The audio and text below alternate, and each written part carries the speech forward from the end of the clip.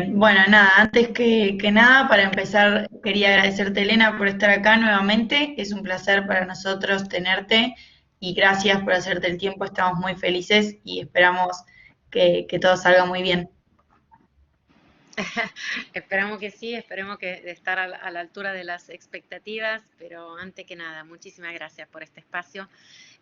Muchas gracias a Cande para haber creado esta oportunidad. Yo creo mucho en que las cosas, sobre todo las que queremos cambiar, tenemos que crear un espacio, una oportunidad para que ese cambio se dé, ¿no? Entonces veo del lado de ustedes la gana por ahí de estar escuchando un poco las historias, entender qué obstáculos una mujer claramente más grande de ustedes ha encontrado en su carrera, que fue y es bastante larga, con lo cual con mucho gusto comparto esa experiencia esperando dos cosas, una de poderle ahorrar momentos más difíciles y por otro lado de poderlos acompañar en lo que son logros y éxitos en todas las que son las carreras de ustedes. Así que bueno, muchísimas gracias a Litva, al Way, a este espacio que han creado, de nuevo, espacio técnico a donde podamos estar viendo lo que es lo que son los puntos principales de las temáticas que ustedes propusieron. Y en respecto a la temática que propusieron, yo acá escribo el título de una manera un poco distinta. Los caracteres y digamos, el ancho o el carácter de cada una de las palabras no es casual. Obstáculos y oportunidades de las mujeres en STEM tienen obstáculos escrito pequeño y oportunidades mujeres y STEM escrito grande. El porqué de eso está relacionado no al tema de que no haya obstáculos. Obviamente hay muchos obstáculos para las mujeres en STEM. Hay muchísimos obstáculos en la industria de oil and gas para esas mujeres en STEM, con lo cual claramente obstáculos no es un tema menor, pero a mí me gusta hacer hincapié en todas las que son las oportunidades que tenemos todos juntos para superar esos obstáculos, con lo cual me gusta mucho más enfocarme en las oportunidades, en cómo tener obviamente en claro esos obstáculos, pero en cómo podamos superarlos. Y por ende estructuré esta charla, que no es muy estructurada igualmente, en cuatro partes. Una parte, hablar un poco de la que ha sido mi recorrido para que esto pueda servirles a ustedes y ver cuáles fueron los logros y por ahí entender que si me pasó a mí algo de bueno, porque considero haber tenido y tener un recorrido que me gusta mucho, que me entusiasma todavía muchísimo. Yo vengo al trabajo desde que empecé a trabajar después del doctorado, siempre muy contenta y considero que tiene que ser un termómetro para todos nosotros con qué espíritu venimos al trabajo. Entonces, hablar un poco de la que ha sido la carrera, el transcurso, el camino. Después ver cuáles son los puntos de fuerza que yo considero que compartir con ustedes para que lo puedan tener presente eventualmente como aprendizaje. Por ahí obviamente ustedes tendrán otros, pero yo les intento transmitir los míos. Cuáles son un poco las sugerencias sobre esos puntos de fuerza y al final ver cuáles son los datos y las percepciones sobre estos datos. Datos y percepciones hoy en día son dos elementos muy importantes porque los datos es lo que nos tiene que guiar como persona de ciencia. Por otro lado, algunas veces tenemos unos datos que no reflejan la realidad del entorno del ecosistema en el cual estamos, con lo cual muy importantes son también las percepciones. Así que si les parece, por favor, interrúmpame en cualquier momento. Esta es una charla abierta. No tiene sentido que yo esté hablando como dando una clase. De hecho, las clases no, tampoco se dan así. Creo que Cande lo sabe. Para mí es muy importante que ustedes tomen la palabra, me interrumpan, no voy a perder el hilo o si lo pierdo lo voy a recuperar, con lo cual, por favor, cualquier cosa quieran preguntar sobre las empresas en las cuales trabajé, el pasado de un punto de vista de educación, les parezca, o otra pregunta que tengan, estamos acá justamente para que en los restantes 50 minutos podamos tener una conversación cuanto más constructiva posible. Así que bueno, sobre mi CV. Yo soy Elena Morettini, italiana. Estudié geología en Italia después de haber tenido una educación internacional. Hice una escuela bilingüe los últimos 2 años antes de empezar la universidad, pero la universidad la volví a hacer en mi casa porque extrañaba a mi familia, con lo cual volví. Ese argumento me jugó bastante en contra ahora de intentar explicar a mis hijos que pueden irse de casa y después volver. Tomaron esto del volver como un poco un mini fracaso, entonces dijeron, bueno, si vos volviste tuviste la necesidad de volver a tu familia, ¿por qué te fuiste? Yo no creo eso, creo que las experiencias, ninguna es un fracaso. Es muy importante poderse lanzar a algo y decidir en función de esa experiencia si volver o seguir. Entonces, valen las dos para mí de la misma forma. Vale volver atrás y vale seguir para adelante. Todo depende de cómo se siente uno.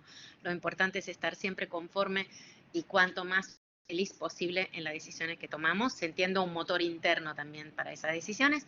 Así que eso fue la decisión de estudiar geología en mi ciudad de origen, que es Perugia, y después salir de nuevo con una beca del Ministerio del Exterior a Suiza, a donde hice un PhD en laboratorio, y hoy yo soy una persona con una especialidad en geoquímica. El laboratorio, dado que estamos hablando de lo que es mi recorrido, considero el laboratorio uno de los ambientes y ecosistema, esta palabra está un poco inflacionada, pero por ahí nos hace entender que es todo un conjunto de elementos muy, muy sano. El laboratorio es el lugar a donde un estudiante con mucha seguridad y con mucha protección puede testear conceptos, ideas, con lo cual hoy va muy de moda, ¿no? Todas las empresas tienen un lab, creo que vieron, ¿no? Que existe siempre ese tab de lab en cualquier empresa estemos trabajando. Bueno, el lab creo que en realidad es verdaderamente un entorno sano a donde estudiantes y personas de ciencia puedan testear ideas, así que de mi lado, otra sugerencia, si pueden participar de una experiencia de laboratorio real, a donde uno entra a la mañana, testea sus ideas y se va a la noche o por ahí se sigue quedando a la noche para testear sus ideas y su con pruebas, errores, con tiempo y con posibilidades, es un ambiente fantástico.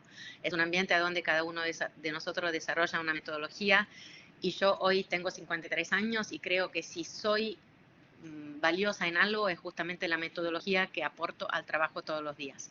Y esa metodología me viene de ahí, de haberla testeada, de saber cuánto tiempo le tengo que dejar a las ideas para madurar, cuánto tiempo la tengo que poner en marcha testeándola, obviamente con herramienta tecnológica y técnica, cuánto tiempo necesito un feedback con supervisores y con personas alrededor mío para comprobando que la idea que estoy testeando puede ser buena y útil. Esa es un método de trabajo. Es un método de trabajo que puede valer mucho porque no toda la disciplina y no todos los momentos de vida te enseñan o te regalan un método de trabajo. Con lo cual, piénsenlo, desarrollen un método, pónganlo a prueba, discútanlo con sus colegas, con supervisores, con todo tipo de personas para testearlo. Porque la verdad que una vez que tienen un método de trabajo o de estudio propio, eso vale muchísimo, porque evidentemente se sienten seguros en ese método, lo consideran válido, ¿no? Y después, obviamente, los métodos cambian y hay que actualizarlo. Esa es otra cosa muy importante. Tenemos que estar siempre listos a cambiar modelos y a actualizarlos. Y eso sobre todo en el oil and gas, cuando nosotros producimos, por ejemplo, un modelo de subsuelo integrado entre geólogos e ingenieros, ese modelo lo único que no es un modelo estático, más allá de basarse en un modelo estático de geología. Tiene que ser un modelo dinámico a donde las nuevas ideas, las nuevas estadísticas, las nuevas tecnologías de artificial intelligence, todo lo que podamos ponerle, entre y nos devuelva un producto nuevo. Con lo cual son plataformas. Los modelos son plataformas a donde ideas nuevas, nuevo concepto, obviamente nuevo software, nueva tecnología pueda entrar para devolvernos un resultado mejor de lo que es un modelo de subsuelo, un modelo de yacimiento, de producción, de volumetría, a lo que fuese que estamos construyendo un modelo, ¿no? Así que eso también ténganlo muy en cuenta. Cuando están seguros que hicieron, según un método, el mismo que decíamos antes, un producto que vale, expónganlo, no tengan miedo de recibir un feedback y cámbienlo en función de lo que le devuelve el feedback mismo. Así que mucha flexibilidad, y esto sirve también hablando de obstáculos y oportunidades. Es siempre una oportunidad tener un feedback, y es una oportunidad que seguramente derrumba un obstáculo de no comunicación, de no estar compartiendo trabajo, con lo cual tengan en cuenta que el feedback siempre es muy útil, más allá de que pueda volver con un poco de líneas rojas o con opiniones distintas de la propia. Terminé mi PhD y directamente a Losanna estaba Shell reclutando personas. Tuve la suerte de ir a una entrevista con Shell, y al momento mismo de entrar a la entrevista, o sea, al final de la entrevista, me devolvieron un sí, para ir a un próximo paso adentro de Shell, a tomar la segunda parte de la entrevista en Holanda, ya en las oficinas de Shell en los headquarters. Así que desde Suiza me fui a Holanda, tuve una largo día obviamente de esos assessment centers, y de ahí salió el resultado de nuevo positivo, de que esto era más o menos septiembre del 1998, tenía un ok para entrar en Shell 1999. Y ahí empieza mi carrera. Mi carrera en el oil and gas y en el mundo de la energía como geóloga de reservorio, especialista de rocas carbonáticas, obviamente trabajando en rocas carbonáticas estás muy expuesto a lo que son los giant fields del mundo, porque los reservorios más grandes del mundo están en rocas sedimentarias carbonáticas, con lo cual tuve la suerte, obviamente, de poder estar participando de ese equipo que se llamaba Carbonate Team, en aquel momento en Shell, muy de fuertísima formación Shell, las grandes compañías. Y esa es otra cosa, ¿no? Entrar en la grande compañía al comienzo te permite estar adentro de un ambiente, obviamente, que tiene mucha disponibilidad de recursos, de camino, de posibilidades, de capacitaciones, etc. Así que si tuviéramos que establecer un poco un funnel o un camino, por ahí ir desde la grande, después especializándonos por ahí a las compañías más chicas, puede ser un pattern. No necesariamente igualmente puede estar mejor desde las chicas a las grandes. Creo que puede servir mucho lo de las grandes antes, porque permiten la grande una fuerte capacitación. Muchas veces las más chicas por ahí tienen tema de recursos, de budget, entonces es útil poder hacer este camino. De ahí, bueno, muchas otras compañías petroleras, Fugro Robertson como compañía de servicios, Repsol, YPF, y así llegó a Argentina en el 2007, aterrizando justamente en YPF. Hice 12 años de reservorios de Argentina, bastante más complicado que los reservorios del resto del mundo, esto ténganlo en cuenta. Argentina parece ser una anomalía no solamente política, sino también una anomalía de subsuelo. El enorme recurso de Vaca Muerta, creo que nadie se lo esperaba como parte también de esa anomalía geológica. Así que bueno, 12 años de YPF. De ahí tuve la suerte de participar en el B20 en el año 2018 y de dar un paso más adelante en la que son las transiciones energéticas. Entonces, desde oil and gas duro y puro, pasar a ver cómo poder adaptar la sustentabilidad al mundo energético, y creo que en eso fuimos muy pioneros y pasamos a ser justamente los líderes en esa task force buenísima que era de Energy Transitions, Energy Resource Efficiency and Sustainability. Esa task force a mí me regala el exposure a otras 130 compañías de energía del mundo, el diálogo internacional, el debate supranacional, una situación muy favorable para hacer avanzar las transiciones energéticas en Argentina, y creo que esa fue una gran oportunidad y yo estoy muy agradecida a YPF por esta oportunidad de pasar a hablar de Energy Transitions. Decidí que con este tema queríamos abrir una empresa de Knowledge Partnership que se llama Because Energy Matters. Lo hicimos en enero del 2020. Fue una gran experiencia esa también. Y a mitad del año 2020, Globant, buscando una persona que fuese referente para sustentabilidad en general, me viene a buscar, y ahí yo entro en Globant y me transformo en lo que es la coordinadora de esa área de Sustainable Business en una empresa de tecnología, y sigo como co-founder en la parte de Because Energy Matters. Así que esta es mi carrera, un punto muy importante que los invito a todos a intentar de participar cuanto más posible de las grandes ligas supranacionales, en mi caso de la Unión Europea. Yo he sido Vice Chair para la parte de Energy and Environment desde 2005. No siempre como Vice Chair, antes simplemente como experto, pero participo de la asignación de fondos al área científica europea en materia de energía y ambiente, y eso también me ha permitido ver infinitos proyectos, decidir a cuáles, obviamente en función de un rigor tecnológico y de cómo los proyectos están presentados, participar o dar fondos que la Unión Europea pueda sponsorizar. Así que ahí también muy orgullosa de acompañar ese camino para las empresas europeas y de todo el mundo, porque la Unión Europea no sponsoriza solamente proyectos a donde están empresas estrictamente pertenecientes al área europea, sino empresas que vienen de todo el mundo. Así que en eso también, eso sirve para estar al día con todo lo que es el state of the art de la empresa energética y del mundo en general STEM, así que mi consejo también ahí es sean parte cuanto más posible, aunque por ahí no es un tema, ¿no?, de remuneración, sino es un tema de participación, sean parte cuanto más posible de estas grandes cooperaciones, porque ahí crecemos mucho y aprendemos mucho todo lo que es la materia en su aspecto más actual. Así que, de un punto de vista de mi CV, ese era un poco lo que les quería contar.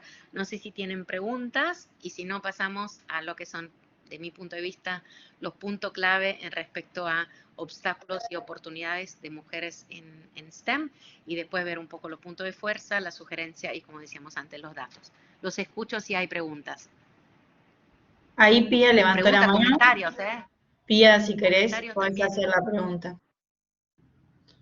Bueno, muchas gracias. Hola Elena, ¿cómo estás? Un placer verte acá acompañando el grupo estudiantil.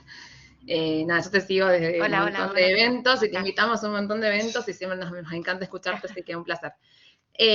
Sobre el último punto que mencionaste, de ser parte, ¿no?, de estos grupos tomadores de decisión y que generan, digamos, movimiento y apoyo a diferentes proyectos que son los que dan los resultados concretos en busca de la sostenibilidad y también para luchar con temas de cambio climático y demás. ¿Cómo ser parte de esos espacios? O sea, yo tuve la suerte de formarme también, no sé, en temas de sostenibilidad, de trabajar en empresas de energía, en oil and gas, pero dar ese salto quizás a ser parte de estos grupos tomadores de decisión, de generadores de políticas, ¿cómo se hace? Bueno, es muy buena la pregunta de Pía. ¿Cómo se hace? Yo le podría contestar que muchas de las buenas cosas que me pasaron en mi vida es porque tengo un hermano muy informado. Entonces eso me pasó a los 15 años cuando me dijo, intenta vos esta escuela internacional porque para mí ya la edad no da más. Entonces él leía muchísimo, yo leía, pero evidentemente mucho menos. Y entonces venía y me proponía becas, o sea, aplica para esto. ¿Cuál es la respuesta? Estar informados sobre las oportunidades que hay para postularse.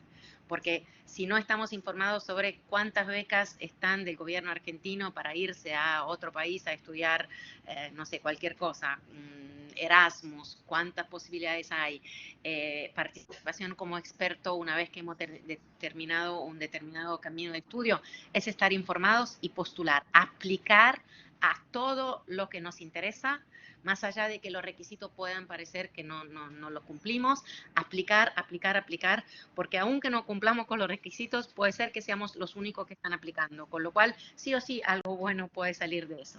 Así que para contestar tu pregunta de manera muy concreta, Pía, es estar atentos, estar con un conocimiento de lo que son las propuestas, o sea, leer cuanto más posible, blogs, periódicos, lo que fuese, en la forma que fuese, estar informados es importantísimo. Y de ahí aplicar y postular a todo lo que se le ocurra, porque cuando menos se lo esperan, algunos de esos terminan bien y llega una beca, llega una posibilidad de un internship, de un intercambio, y de ahí después se empieza a, de alguna forma, a ampliar un network. Network es una palabra que a mí no me gusta mucho, pero en ese sentido creo que es la mejor cosa que nos pueda pasar. Ampliar la red de personas conocidas, hacernos conocer por lo que valemos, por el conocimiento que tenemos y de ahí superar estas barreras o obstáculos al próximo paso. Entonces, tener lanzadas cuantas más oportunidades posibles, vistas, aplicadas y de ahí seguramente algo de bueno después haciendo un filtro va a salir. Muchísimas gracias. Bueno, entonces, para ver un poco cuáles son los puntos de fuerza en ganar esos obstáculos que, como dijimos antes, damos por sentado que existen. Existían, en 1999 ya existía, por ejemplo, un network de Women in Shell. Evidentemente ya estaba claro el tema de que era una minoría y que teníamos que superarla de alguna forma. Estamos hablando de 1999, ¿ok? O sea, pasaron 21 años y todavía en muchas regiones del mundo estamos hablando de esto.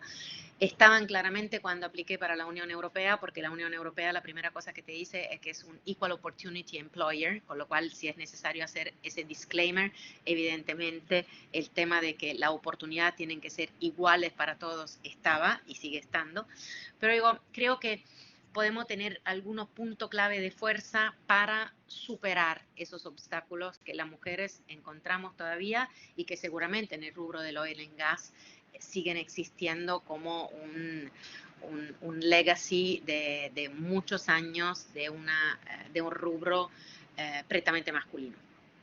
El primer punto para mí es que el talento y las ideas no tienen género, con lo cual vayan pensando y vayan proponiendo ideas y vayan construyendo su propio talento, que seguramente una parte es natural, el otro está construido a través de la formación y de la educación, porque tienen que creer que ese talento y esas ideas de verdad no tienen género. Creyendo en eso, nos sentimos empoderados cada vez que pensamos que tenemos una buena idea para ir a proponerla. Entonces, piensen que verdaderamente talentos e ideas no tienen género y podemos promover todas las que se nos ocurran y todas las que pensamos que son buenas. Y del otro lado está obviamente en la organización de la empresa de poder reconocer y dar espacio al talento más diverso. Si una empresa hoy dice que se focaliza en talento diverso, tenemos que creerle y tenemos que poner y desafiar ese statement, ¿no? Y sentirnos parte de que si hay una declaración sobre talento diverso, toda la minoría van a estar escuchada y van a ser parte y a tener una posibilidad de demostrar ese talento. Por otro lado, pensar también, según una filosofía iluminista italiana de un filósofo que se llama Giambattista Vico, fin 1700, que decía que todos los obstáculos o todas las trabas se pueden transformar en oportunidades. Entonces, tener esa actitud, creer de verdad que si hay un obstáculo puesto frente al desarrollo de mujeres o de minorías en unas determinadas empresas, esos obstáculos con talento e ideas somos capaces de transformarlo en oportunidades.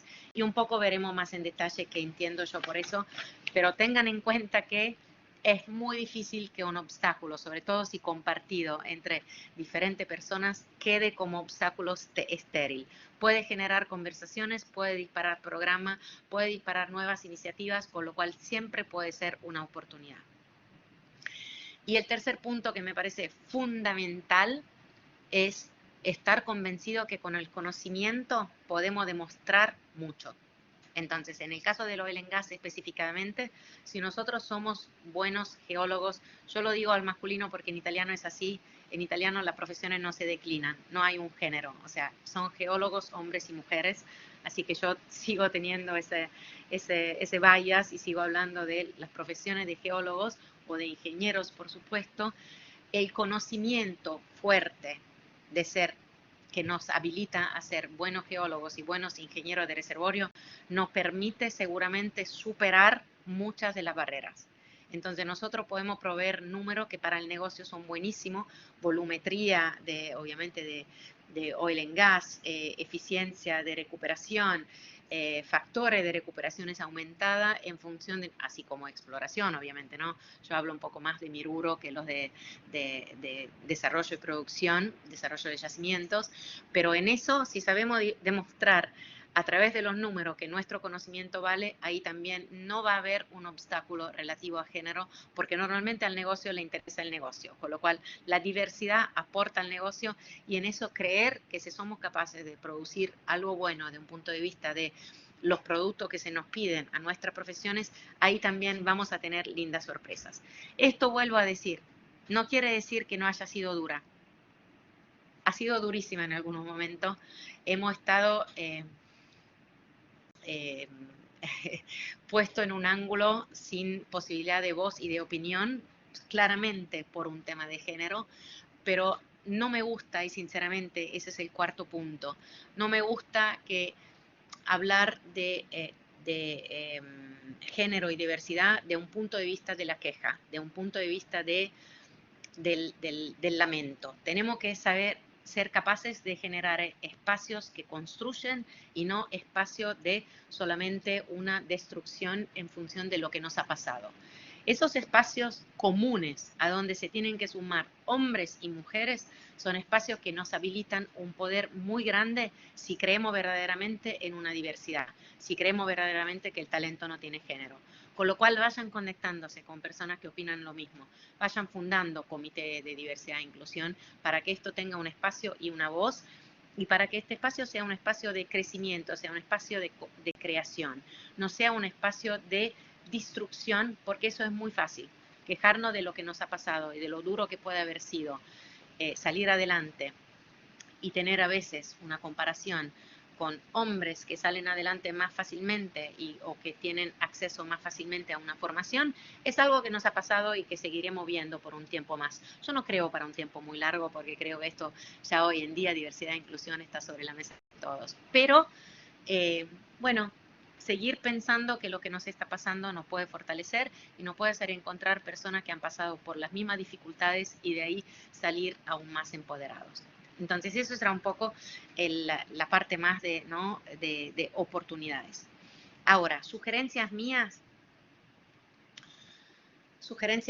son sobre todo lo de activarse, de darse cuenta si estamos en una compañía a donde estamos alineados con lo que la compañía está promoviendo, activarse con ideas e ir proponiendo nuevas ideas, porque estas nuevas ideas seguramente nos ayudan a resolver los obstáculos que decíamos antes.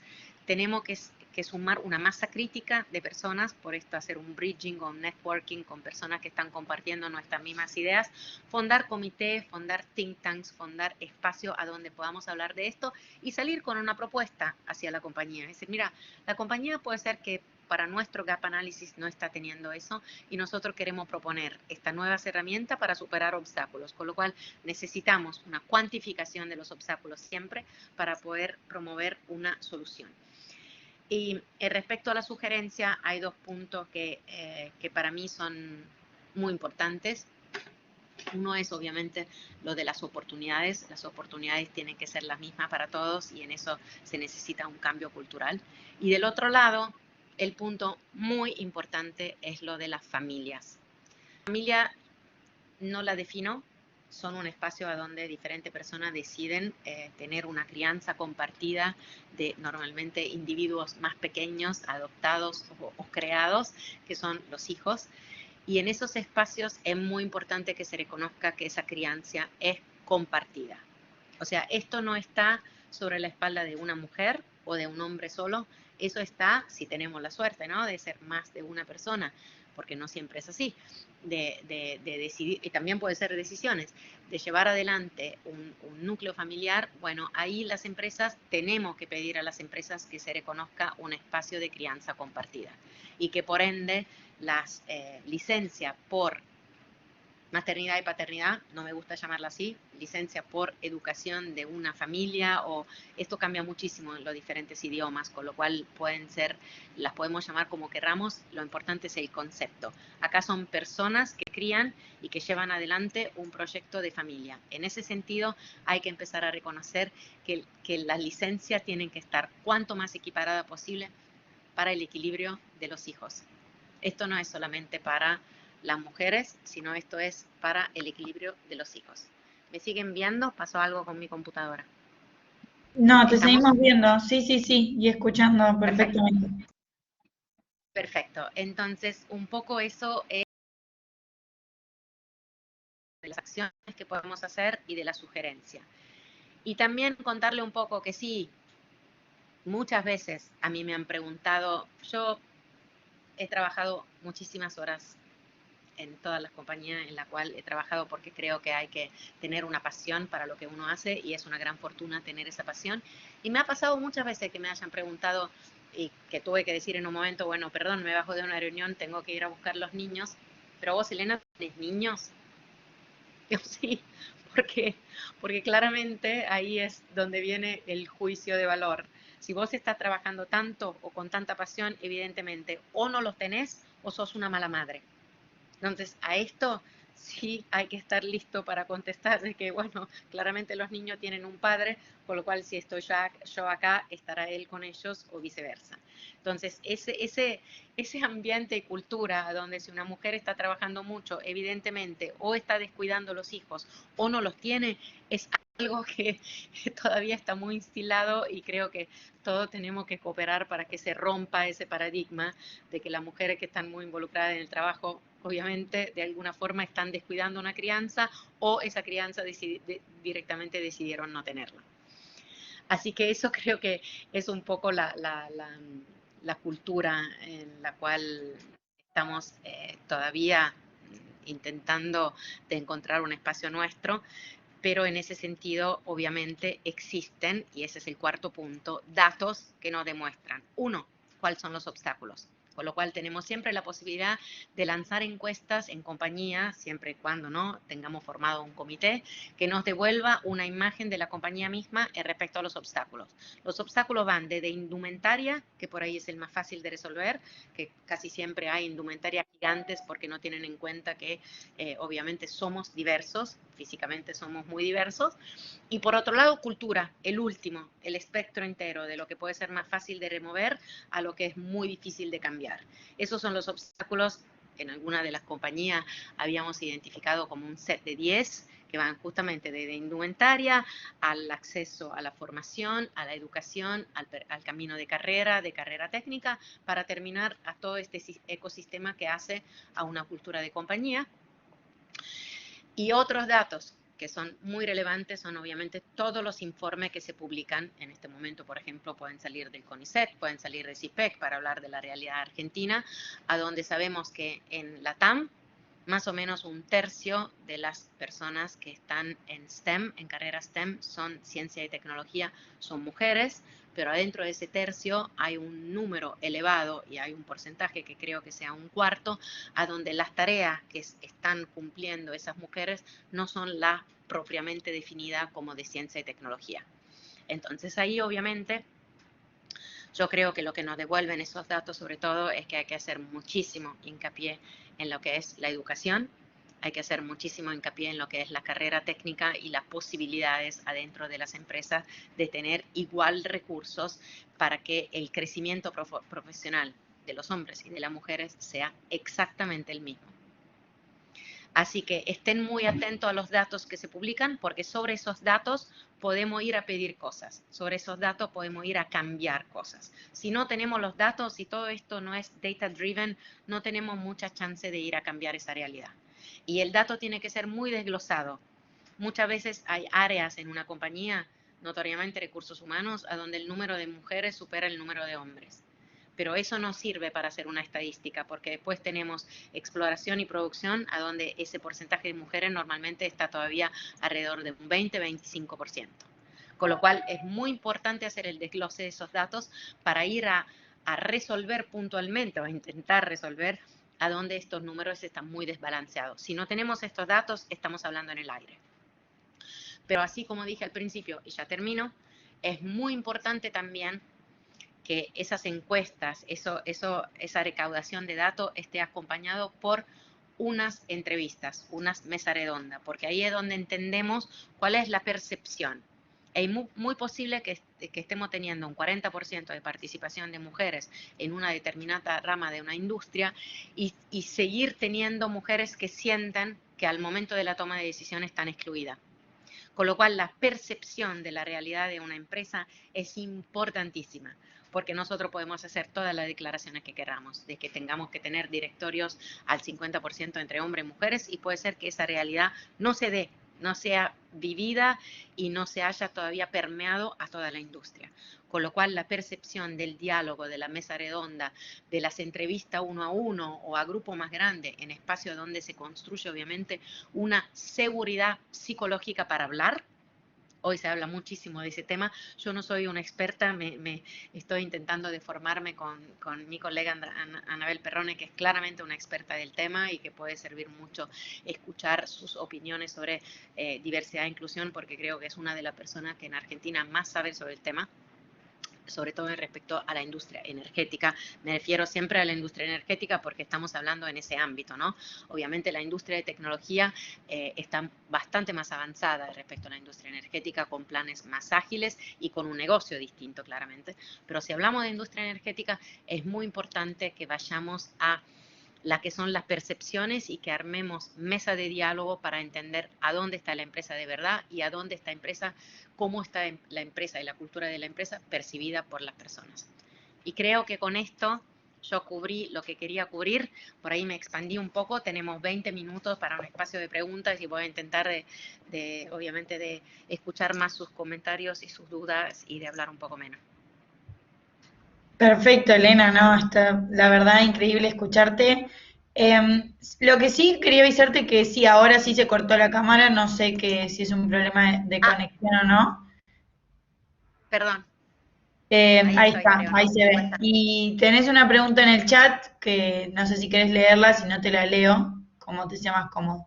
Espérame, que lo miro. Ok, Elena, una pregunta sobre los comités de mujeres y diversidad. La idea sería que impulsemos comités de ese estilo en las empresas en las que nos desarrollemos. No, sí, comité que sean comité de diversidad e inclusión. Creo que hoy se llaman así, se pueden llamar también diversidad, equidad e inclusión.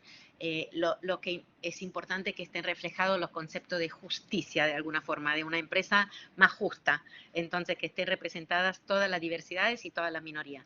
Pero sí, a tu pregunta, Paula, mi respuesta es sí, intenten formar think tank, espacio de creación. Si la compañía se los permite, pidan que esté formado un comité de diversidad e inclusión, que hoy en la governance de todo lo que es ESG, Environment, Society and Governance, los parámetros por los cuales se miden la mayoría de los resultados de las empresas hoy, junto con sustentabilidad y cambio climático, tiene que estar un comité de diversidad e inclusión en el board de la empresa, o cuanto menos existir un espacio a donde, del punto de vista de la governance de la empresa, o sea, de la estructura organizacional, haya una voz que pueda justamente abarcar los temas de diversidad e inclusión. Así que sí, la respuesta, Paula, a tu pregunta corta es sí. Muy bien. Yo tengo un par de preguntas, Elena, que ya nos habían dejado en el formulario de inscripción de la charla. Em, la primera que me parece interesante es cómo trabajar en pro a que organizaciones reconozcan el valor de la mujer en la industria. Un poco mencionaste, pero no sé si querés hacerle alguna aclaración más a la persona que hizo esta pregunta. Estar seguro que haya un programa de talento, de reconocimiento del talento en marcha, y que ese programa pueda ser un programa que sea dinámico, ¿no? Que se pueda actualizar con el tiempo. Entonces, pasar siempre por el lado del talento. Ahora, personalmente creo muchísimo en las cuotas, son discusiones eternas que tenemos sobre las cuotas. Yo creo en las cuotas, creo que en este momento es necesario dar un empuje hacia ese equilibrio. Ese equilibrio, de mi punto de vista como mujer en STEM, no tiene que ser un 50-50, no es un no es un número matemáticamente significativo. 40-60 es para mí exactamente lo mismo, justamente porque quien no es científico de formación muchas veces no tiene presente la relevancia de un rango. Es importante el rango. El número en sí específico 50.3 no significa nada. El rango está muy bien representada en la sociedad si hoy en día estamos entre 40 y 60 con todo lo que es paridad de género, o obviamente de otros como nos autodefinimos o autopercibimos en la máxima libertad de expresión posible, pero yo sí estoy convencida que si empujamos todo esto con unas cuotas, vamos hacia un equilibrio entre diferentes géneros o diferentes sectores mucho más rápidamente. Así que de mi lado, abrir por lo menos ese debate sobre cuota sí o cuota no en una empresa para alcanzar un porcentaje, en este caso hablamos de mujeres, de este tipo de minoría, cuanto más cercano a a la cuota masculina posible, yo estoy muy a favor. Pero Perfecto. hablo por Muy mí, bien. y eso son debates que se tienen que dar adentro de las empresas. Sí, tal cual. Bueno, ahora igualmente es tu experiencia, así que está perfecto que vos nos des tu opinión y escucharte. Gracias, Así Cande. que Gracias quédate que me tranquila. salvas del politically correct. Bueno, después Denise preguntó que dijo que le interesa conocer las barreras que encontraste a nivel organizacional en IPF y qué intervenciones funcionaron y cuáles no. Denise Bueno, no está por creo, acá, así que. no me gustaría hablar de una compañía en particular, sobre todo porque todas comparten las mismas problemáticas, sobre todo en la misma región. Con lo cual, barreras hubo de todo tipo. Yo lo que le puedo mencionar son los obstáculos que intentamos remover en aquel momento, y que van, como le decía antes, lo tengo acá escrito porque es muy importante que estén bien dichos. Estos están publicados, no es ninguna información confidencial, pero en aquel momento los obstáculos que se habían identificado justamente a través de una encuesta y de un relevamiento hecho, como decía antes, con reuniones y mesas presenciales, fueron indumentaria, infraestructura, por ejemplo, la ausencia de lactarios, la ausencia de baños, o sea, toda la que es infraestructura básica. Obviamente las compañías petroleras tienen esta peculiaridad, ¿no?, de tener infraestructura y facilities en lugares muy remotos, muy aislados, con lo cual en muchos casos la infraestructura no estaba como hubiese tenido que estar para poder recibir un workforce, que no sé cómo se dice en castellano, un grupo de trabajo diverso.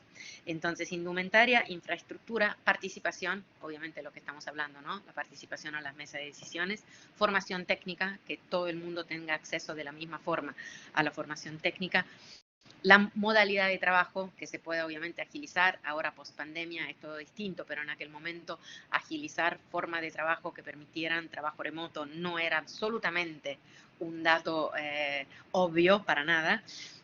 Toda la parte de la corresponsabilidad familiar, por ende la licencia de la cual estuvimos hablando, creo que si alguien me pregunta cuál es el logro más grande de mi carrera, o el logro o la iniciativa de la cual estoy más orgullosa, es la seguramente de haber podido dar a 20.000 padres en YPF la posibilidad de cambiar su licencia por paternidad, que pasó de 3 a 15 días. Entonces eso es ser parte de un proyecto, de un avance muy importante desde un punto de vista de la sociedad, porque claramente hay 20.000 familias que hoy se benefician o que se han beneficiado en el tiempo. Habría obviamente que actualizar esos números de una nueva medida, que era la de participar justamente a por lo menos los primeros días de la vida de un hijo, ¿no? Y esa licencia por paternidad fue muy importante.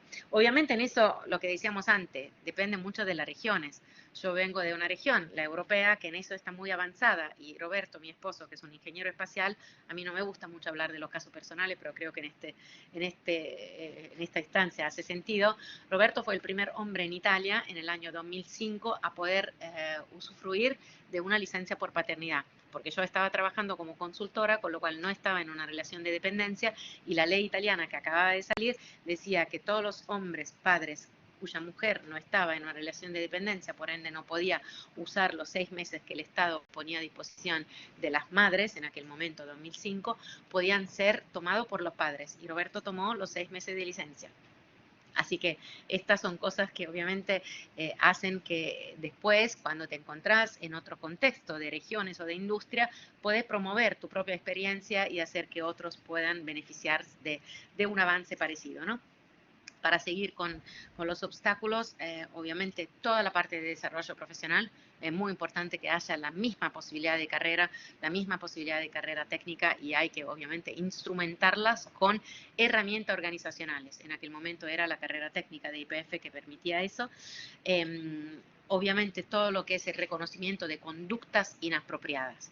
Es muy importante que en eso esté bien armado a nivel obviamente de governance de una compañía, el reconocimiento, la denuncia, el apoyo en el momento en el cual conductas inapropiadas estén identificadas, con lo cual obviamente toda la parte de compliance y toda la parte de governance son fundamentales, y que estén muy bien demarcadas para que pueda haber denuncias de manera tranquila. O sea, en esto tienen que haber canales protegidos, espacios seguros, espacios a donde cada uno se sienta seguro de poder poner adelante su propia incomodidad. Y después será obviamente un comité que decide si esa es propiamente una denuncia o qué tipo de medidas se necesita. Pero la incomodidad de uno frente a una situación de trabajo con la cual no se siente conforme, es importantísimo que esos espacios seguros estén habilitados en la compañía para todos los que piensan estar sufriendo de una discriminación frente a diversidad. Entonces, eso también es importantísimo, que existan y que estén habilitados esos espacios seguros adentro de la compañía, y que nos sentamos acompañados. Y cuando no estamos acompañados, que busquemos ese acompañamiento, porque lo peor que nos pueda pasar es estar solos en un rincón respecto a las situaciones de incomodidades que pueden estar pasando en el trabajo. Entonces, por ende, de ahí, conductas inapropiadas y el otro obstáculo era el obstáculo a la protección. Entonces, crear espacio de protección, y el último es cultura. Todas estas medidas para superar esos obstáculos cambian la cultura de una compañía. Y en eso, trabajando en una empresa tecnológica hoy en día, como Globant, es importantísimo usar la tecnología que tenemos para que estos procesos avancen más rápidamente y para que todo esto que estamos hablando tenga una estructuración a través de plataforma, a través de tecnología, a través de governance, que sea cuanto más reconocida posible. Perfecto, perfecto. Qué bueno, la verdad quería dar mi opinión, qué bueno lo de tu caso puntual de tu marido, porque me parece increíble que haya podido y encima haber sido el primero. Es como un orgullo. Ahí Pau te hizo otra pregunta. Sí, y ahí quería hacer un comentario. Hay que desterrar ese convencimiento de que los hijos crecen mejores con las madres. Esto es absolutamente injusto y absolutamente poco verdadero. Los hijos crecen bien con quien lo cría, lo protege, lo quiere, sea eso un hombre o una mujer. Entonces, sobre todo en la cultura latina, es mi opinión, obviamente, ¿no? Le estoy dando mi opinión personal. Yo veo, podría darle miles de ejemplos de mi caso personal, a donde es clarísimo que hay una fortaleza de ambos lados. Cuando los espacios son espacios sanos, a donde hay equilibrio, yo no estoy tan convencida que podamos decir que los hijos son de las madres. En realidad yo estoy convencida absolutamente del contrario. Los hijos son de quien lo cría y en eso es un proyecto y un espacio de familia que hasta que esté protegido y querido y bien desarrollado siempre va a estar muy bien.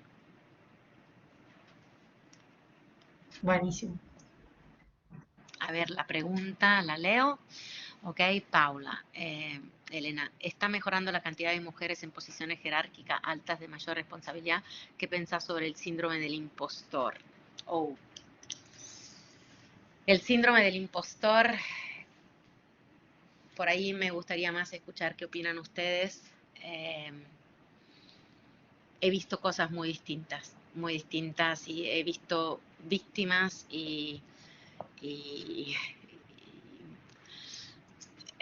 o sea, he visto roles intercambiados en la síndrome del impostor mismo y en los roles que vamos teniendo en función, para mí, del espacio de seguridad en el cual nos estamos manejando. Cuando hay un espacio protegido a donde nos sentimos seguros, muchas de estas síndromes disminuyen muchísimo. Pero me gustaría escuchar tu opinión, Paula, sobre eso, porque la mía puede ser muy biased. Y respecto a los números, sí, los números están cambiando claramente.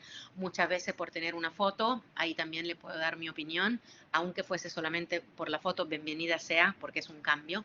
Y después, desde la foto, podemos mejorar realmente el walk the talk de esos números, pero los números sí están cambiando.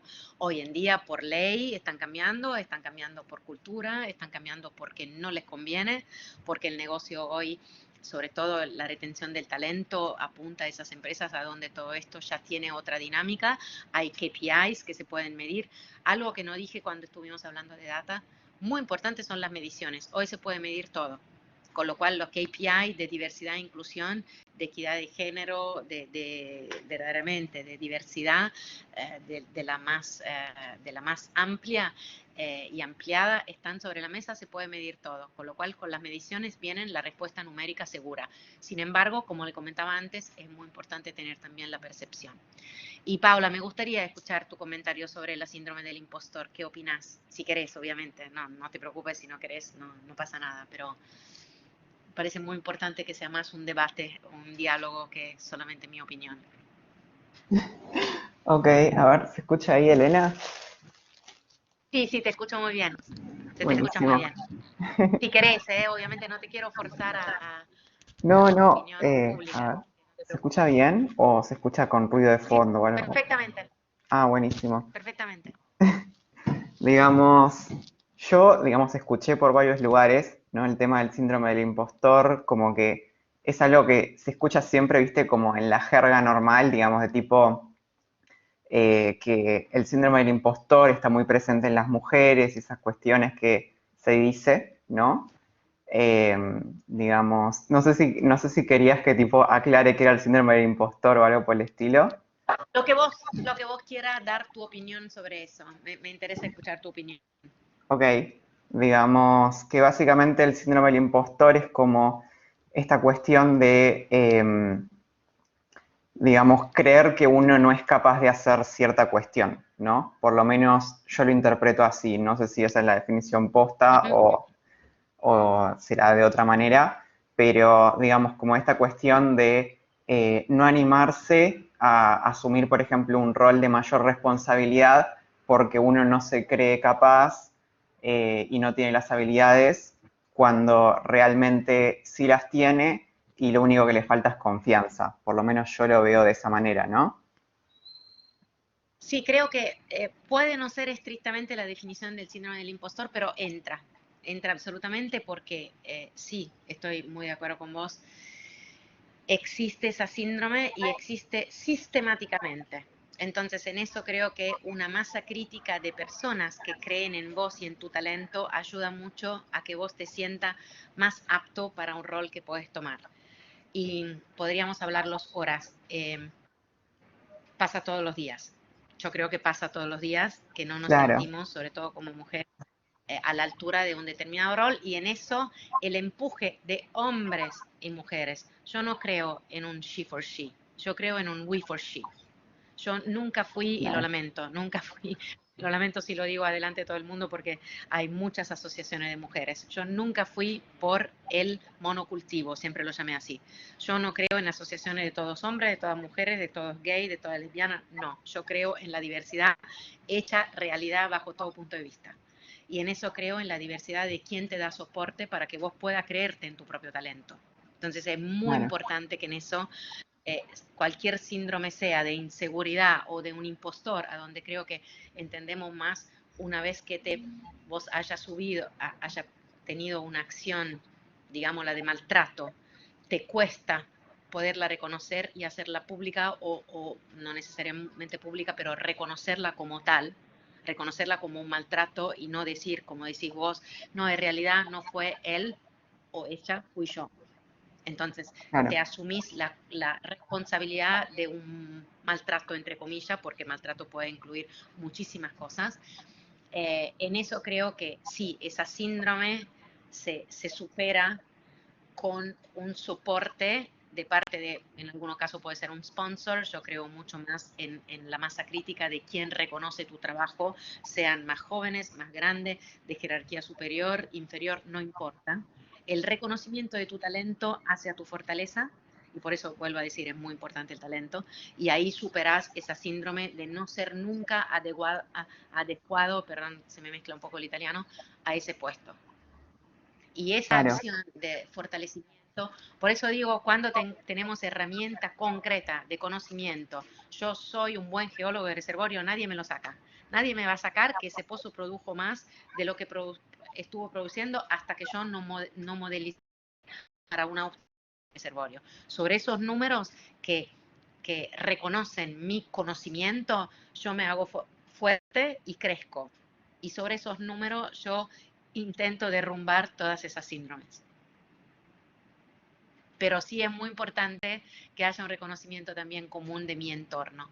Entonces, por ahí pedir una opinión. ¿Te pareció bueno mi trabajo que hice sobre la optimización del yacimiento de Santa Cruz, de ese yacimiento específico de Santa Cruz?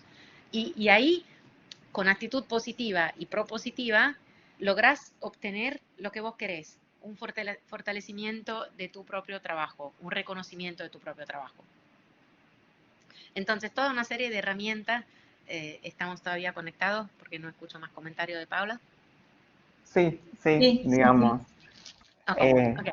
No, no, ahí es donde creo que todo eso aporta, Paula, a que esa síndrome del impostor se achique. Se achique. claro. Y te quería preguntar también, Elena, ¿qué pensás acerca del síndrome del impostor, pero cuando estás en tus años de formación, ¿no? Digamos, cuando estás en la universidad, ¿no? Que, Gravísimo, gravísimo, sí, gravísimo, gravísimo. Me ha pasado La verdad que sí, lo he vivido bajo conceptos distintos. En algunos casos también por haber tenido una escuela internacional en mi libreta. Muchos me preguntaban, entonces vos pensás que sos mejor de otros porque te fuiste a una escuela internacional. Esa para mí eso es un maltrato importantísimo frente a un estudiante que está rindiendo un examen o que se está sentando frente a un profesor que claramente tiene el conocimiento mucho más fuerte de su lado, ¿no? Pasan muchos, estas cosas a mí en mi carrera me han pasado y la verdad que hoy espero que no. Espero que en eso, ¿no? Las universidades sean ambientes mucho más justos, creo que lo son. No quiero decir tampoco que la mía haya sido totalmente injusta, pero estos momentos dark y oscuros, y claramente una mujer de 53 años sí lo ha tenido en su carrera y espero que muchas menos de ustedes tengan que vivir eso, porque la verdad que no aportan a nada, sino a contribuir a un miedo que no creo que tenemos que tener y sobre todo derrumban esa confianza de la cual vos estabas hablando. Sí, pasan estas cosas, han pasado. Ojalá que por ser yo una mujer grande esto haya quedado en la historia, ¿no? Y en eso, de nuevo, el ojalá tiene una acción, que es lo de ir a reclamar sobre eso, frente a una organización universitaria, reclamar lo que está pasando, decir lo que está pasando. Denuncia es una palabra siempre muy fuerte. A mí denuncia me gusta poco porque inmediatamente viene un ataque del otro lado. Pero el disclosure, la transparencia, de decir, me está pasando algo que no creo que sea lo correcto. Empezar a compartirlo y ahí ver que seguramente a muchas otras personas, hombres y mujeres, les puede estar pasando lo mismo. Entonces, no se guarden cosas que piensen que no sean las cosas correctas. Solamente si no se la guardan, la podemos compartir y la podemos mejorar. Y en esto, sentirse solos es una sensación horrible. Con lo cual, intentar hacer un bridging con otras personas y preguntar, ¿te ha pasado a vos también? ¿Puede ser que me esté pasando eso? Y ahí encontrar la confianza para que los otros confirmen que sí, eso que te está pasando a vos ha pasado a otros, y así juntos ir a solucionar el problema. El problema se soluciona, ¿eh? Las universidades toman acciones y muchísimas toman acciones hoy en día. Buenísimo. Así que con confianza, con confianza. Claro, sí. ¿Y qué pensás acerca de, viste, siempre nos pasa a mucha gente, ¿no? De decir tipo, uy, no sirvo para esta carrera o esas cuestiones, ¿no? Que a veces es tipo, me gusta otra cosa y bueno, ahí no hay ningún problema, me cambio de carrera, pero a veces es tipo, siento que no sirvo para esta carrera, ¿no? Digamos, Intentarlo claro. siempre. Porque si uno tiene una honestidad de conocimiento, que me diga otro que no, que la verdad que lo que estoy poniendo sobre la mesa como cartas no sirven. Toma un poco de coraje. Hay que tener un poco de coraje, hay que tener coraje en la vida siempre. Entonces, en eso, tomar un poco ese atrevimiento si uno no está convencido, y vas a ver que del otro lado tus cartas son más que suficientes. Estarán evaluadas como más que suficientes para tomar ese puesto. Tengo muchas amigas, sobre todo mujeres, que han tomado puestos de exposición muy altos, no sintiéndose conforme con el puesto, y que puede costarle todavía cada día que salen del trabajo pensar, my God, lo que fue hoy intentar estar a la altura de esto, pero con mucha honestidad, transparencia y con mucho desempeño, eso se supera. Me encantó, me encantó. Tengo casos reales, lo podemos hablar hasta con las mujeres mismas que te estoy diciendo que no se sintieron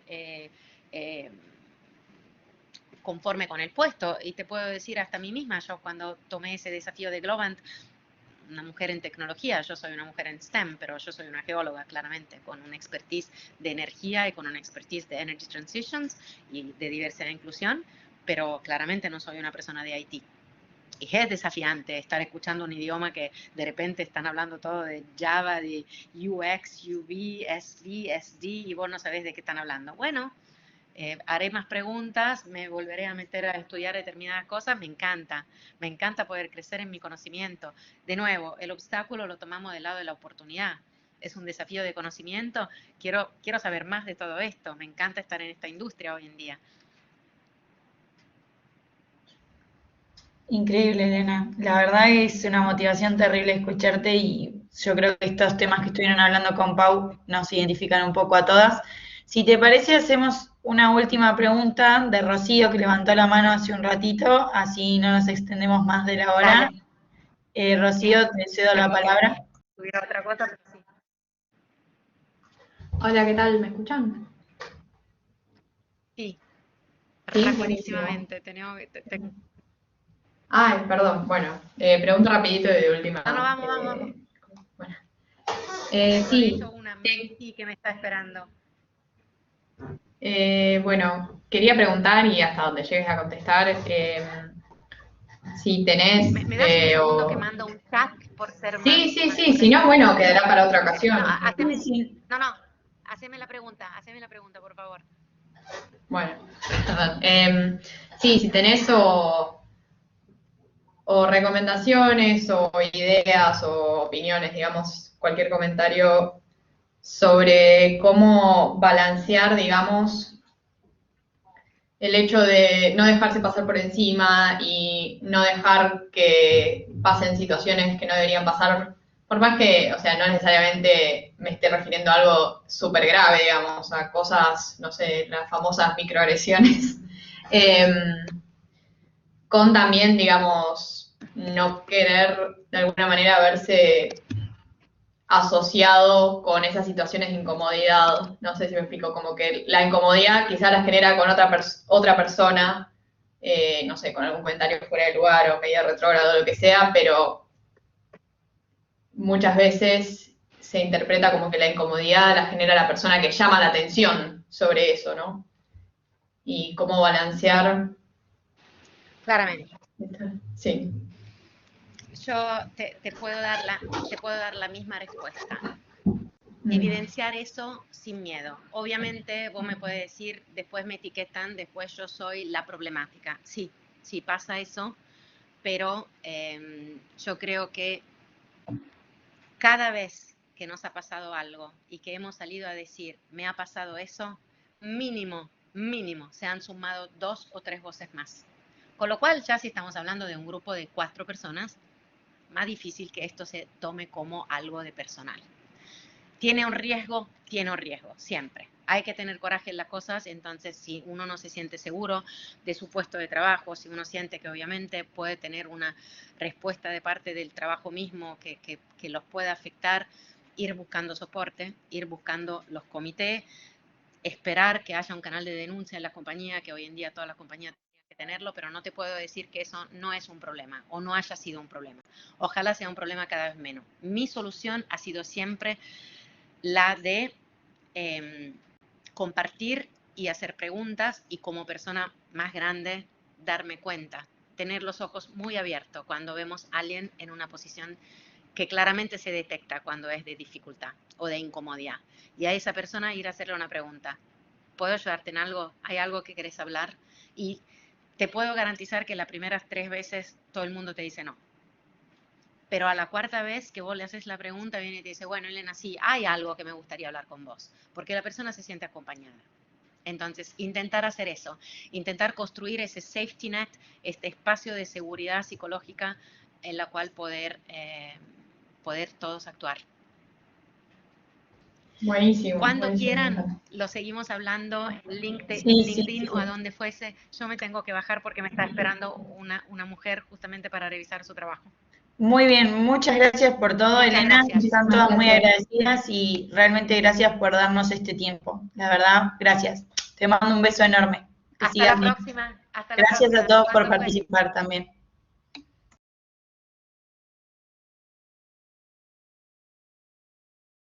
Bueno, gracias a todos por venir y espero que les haya gustado. Y bueno, si piensan que a alguien le puede gustar, seguramente por las redes vamos a avisar cuando esté subido en YouTube todo.